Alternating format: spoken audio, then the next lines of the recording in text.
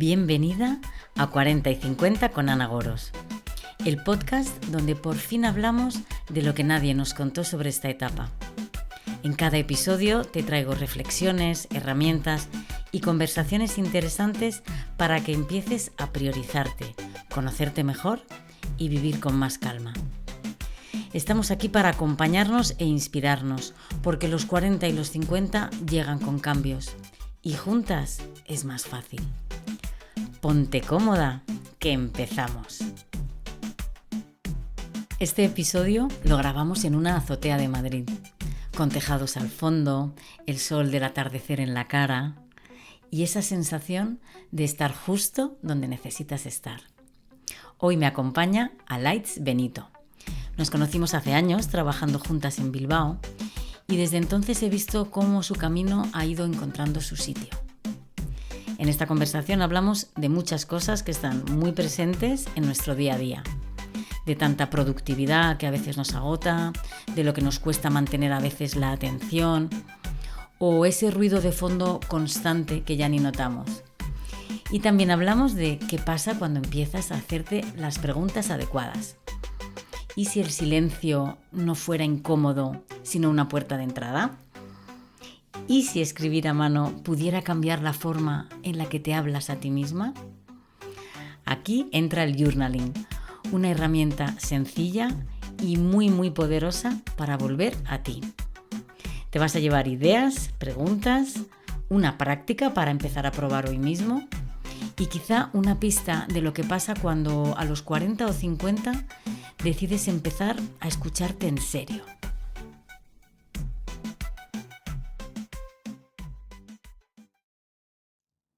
Hola Lights, bienvenida. Gracias, Ana. ¿Qué tal? Pues muy bien, de día libre hoy. Muy bien. ¿Dónde estamos? Quiero que empecemos porque nos cuentes dónde estamos y por qué has elegido este sitio. Pues estamos en la azotea de tu edificio en Madrid. Hemos elegido este sitio más allá de que me ha pillado esta semana en tu casa, porque para mí tu casa ha representado un refugio en Madrid los últimos años. Y es verdad que este tejado en el centro de Madrid, con el sol que tenemos hoy, pues me da una sensación de paz que a veces es difícil encontrar en una ciudad como esta. Qué bonito, pues sí, es verdad. Pues, Alaitz, me gustaría que empezáramos por tu recorrido profesional. Nosotras nos conocimos hace años trabajando en Bilbao como team coaches y desde entonces, pues eso, he visto que te has movido un montón y me parece muy interesante cómo has ido hilando etapas.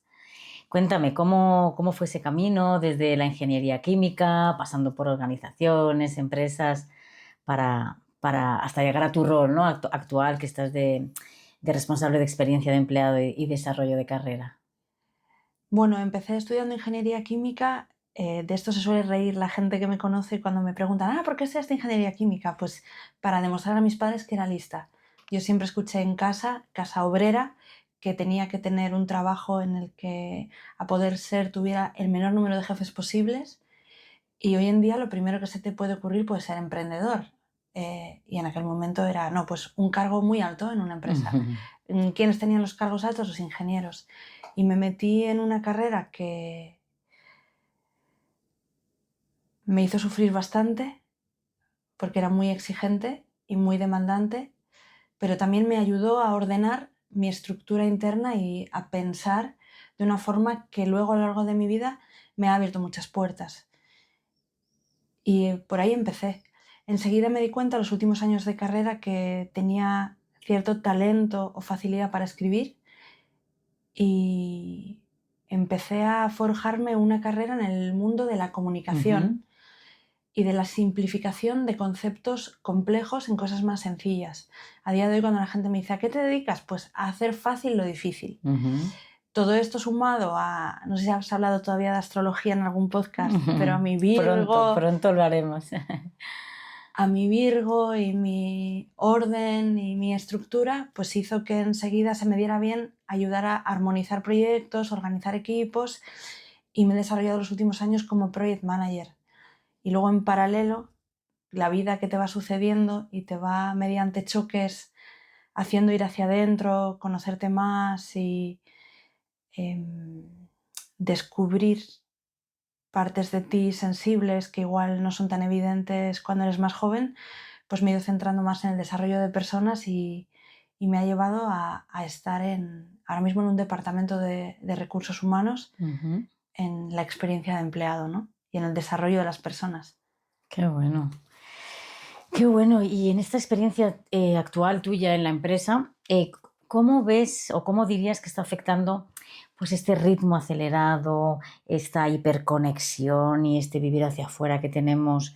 ¿Y cómo dirías que afecta a las personas dentro de las organizaciones? Pues yo creo que estamos viviendo en un sistema que ha secuestrado nuestra atención. Cuando hablo de productividad, a veces doy talleres de productividad en empresas y digo que la productividad es una cuestión de tiempo, atención y energía. Ujú. Es la combinación de esas tres cosas. Y ahora mismo la hiperestimulación que tenemos de pantallas, de luces, de estímulos en las ciudades, hace que nuestra atención esté secuestrado. No es un fallo personal, es algo estructural. Y de hecho, cuando oyes hablar a los expertos de esto, te dicen que pues, las aplicaciones que hay para limitar los minutos en las pantallas, que en realidad te hacen más mal que bien porque te hacen creer que la solución es sencilla. Que te instalas esta aplicacioncita o 5 minutos al día meditas. Vengo ahora de la Gran Vía de la Casa del Libro y veía libros de micromeditaciones. Ujú. He visto en 5 minutos más de 10 libros acerca de cómo simplificar al máximo cosas que son realmente complejas. Y no queremos tomarnos el tiempo que realmente necesitamos para las cosas. ¿Qué consecuencias crees que esto tiene a nivel pues, emocional o mental o incluso físico, ¿no? El estar. Bueno, creo más allá del tema hormonal en el que no voy a entrar, de cortisoles, de estreses constantes, de la sensación de que hay un león en la esquina que va a Ujú, saltar ujú. y te va a comer, hace que nunca estemos satisfechos con lo que estamos haciendo, porque estamos constantemente pensando en qué es la siguiente cosa que queremos hacer. Entonces no nos da descanso. Sí, ¿no? Yo lo digo un montón eso de es que no puedo parar, es que tengo mil cosas y a la vez lo que escucho es muchísimo agotamiento y como tú decías, una desconexión muy profunda con lo que sentimos. Además, en un contexto en el que a día de hoy se glorifica estar ocupado y se desprecia el descanso. Entonces es muy difícil moverte en un sistema que constantemente te incita a consumir, a comprar, a hacer. Te dicen que escuches podcast mientras vas corriendo, mientras cocinas, puedes estar a la vez haciendo eficientar cada minuto del día, sino que además tenemos la presión de tener que documentarlo, de hacer una foto, de grabarlo, de compartirlo, de estar pendiente de a quién le ha gustado. Sí, sí, es pues, agotador, es como otro trabajo, ¿no? ¿Tú dirías que dentro de las organizaciones se crean espacios reales de cuidado?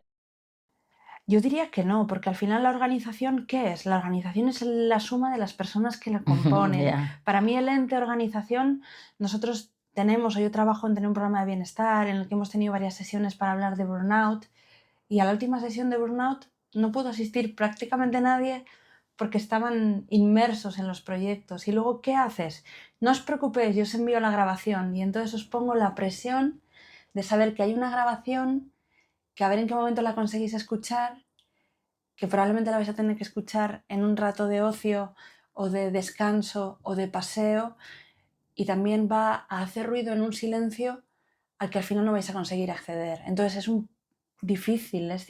Me parece que hay una intención de hacerlo, pero todavía estamos lejos, ¿no? Lejos de conectar el discurso sobre el bienestar a las prácticas reales, ¿no? Que aquí me parece que entra algo que tú compartes mucho y que a mí me fascina, que es algo que parece muy sencillo, pero que yo creo que es muy potente, que es el journaling. Ujú. ¿Cómo lo definirías?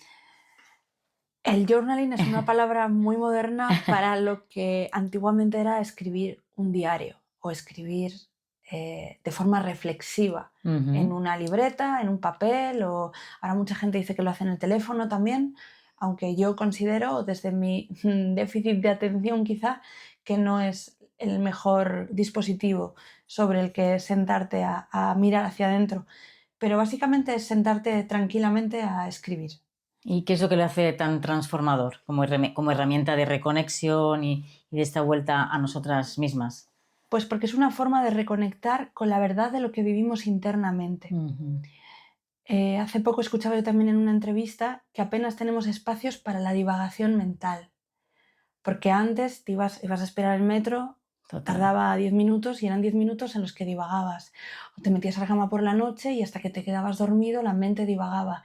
Y la mente necesita divagar para cerrar conexiones, para la parte creativa, y todos esos pequeños momentos de divagación, porque ya de por sí eran pequeños, pero es que han desaparecido, Ahora porque estamos scrolleando, chequeando mails, ¿no? A ver últimas notificaciones, ¿no? eso En un es. semáforo estamos a lo mejor conduciendo y aprovechas para chequear cosas, ¿no? Sí, ese aprovecho es una palabra a la que últimamente estoy prestando mucha atención. Es cada vez que me detecto a mí misma diciendo, y entonces voy a aprovechar para...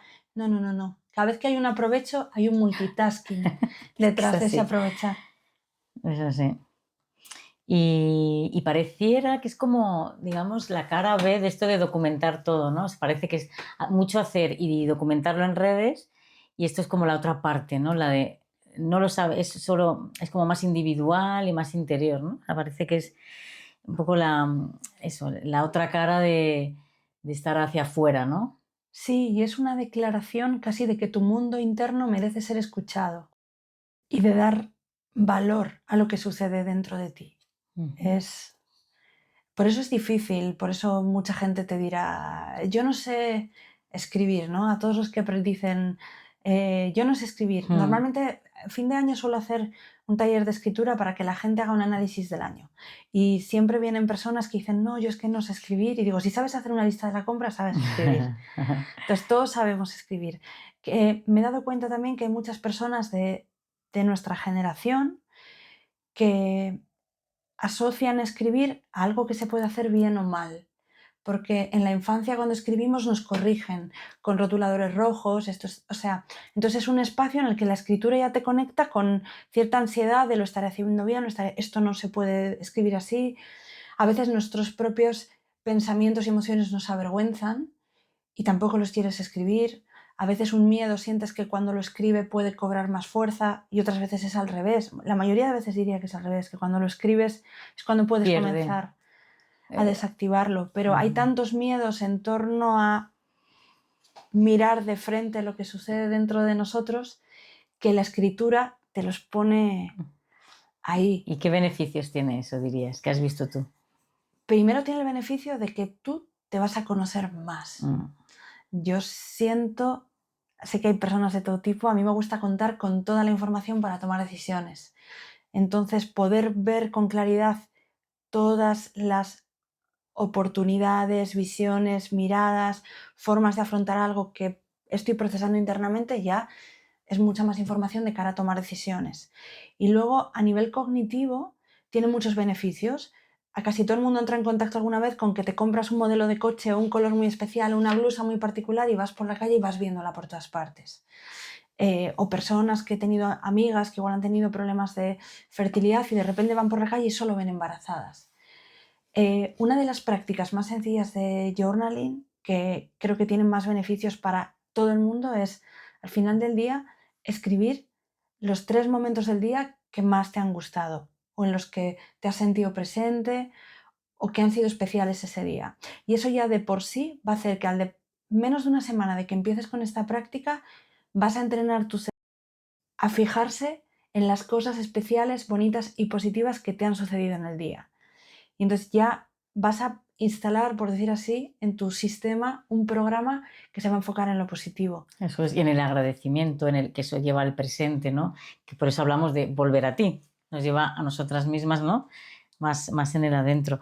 Y por lo que cuentas, parece que tiene que hacerse, o es una invitación a hacerse de forma regular, ¿no? Sí, pero también es, al hacerlo de forma regular, estás de alguna forma sellando un compromiso con tu propio cuidado y con la propia atención que te prestas.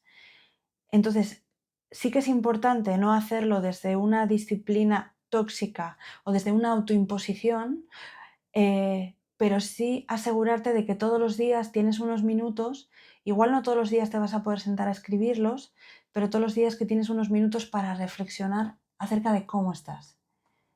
Qué maravilla. Y eso tú, te pregunto, ¿lo compartes con alguien o es para ti? ¿Cuál es no es, cómo es tu método? ¿Lo vuelves a releer? ¿Qué haces con lo que escribes?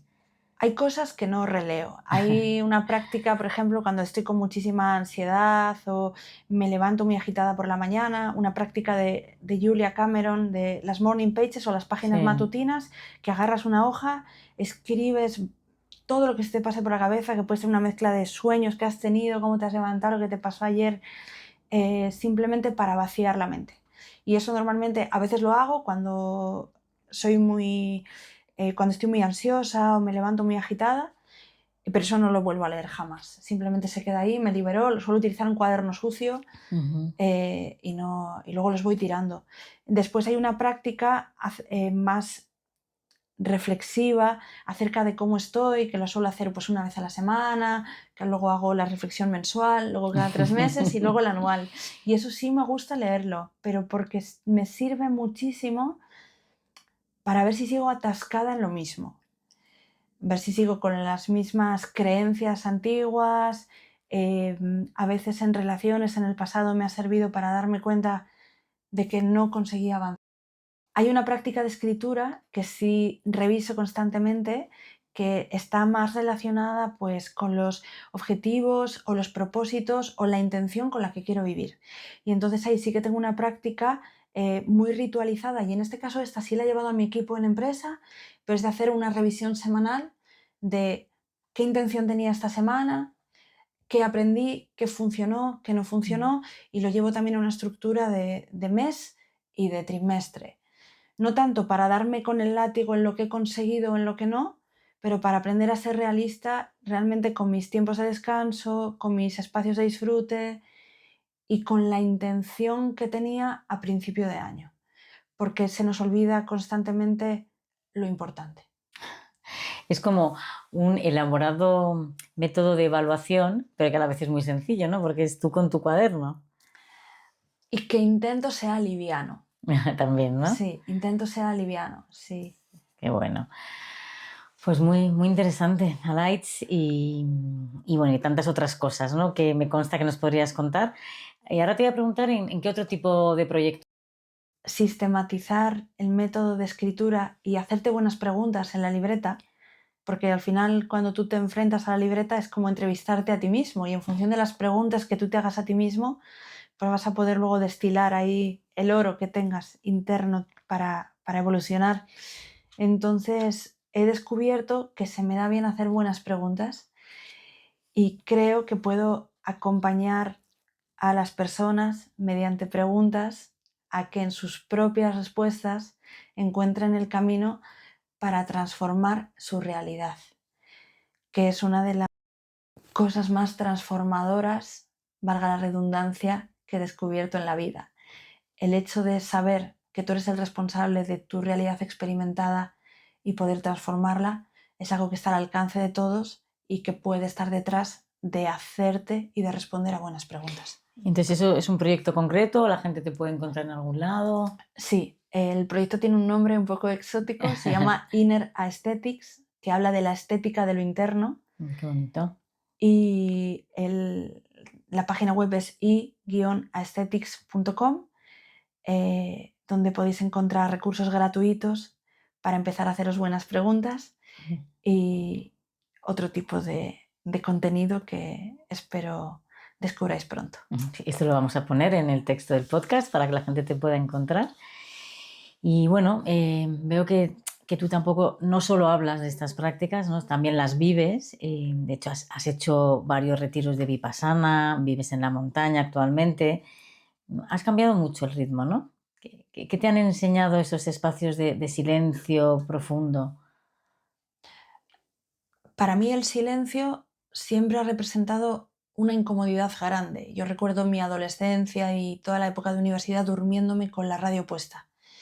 Entonces yo tengo una tendencia o un impulso interno fuerte a conocer mis límites. Entonces yo sabía que en el silencio y en la parada y en el descanso para mí había un reto grande porque me hacían estar muy incómoda. El año pasado ya, después de un viaje a India, tomé la decisión de hacer un retiro de Vipassana, que es un retiro de 10 días de silencio, básicamente, y me hizo darme cuenta de que cuando apagas el ruido empiezas a escuchar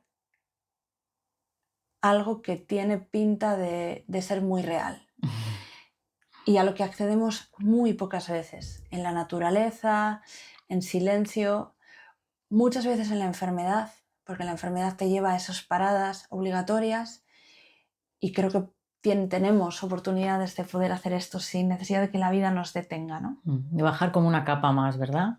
Una capa más hacia nuestra esencia. Sí.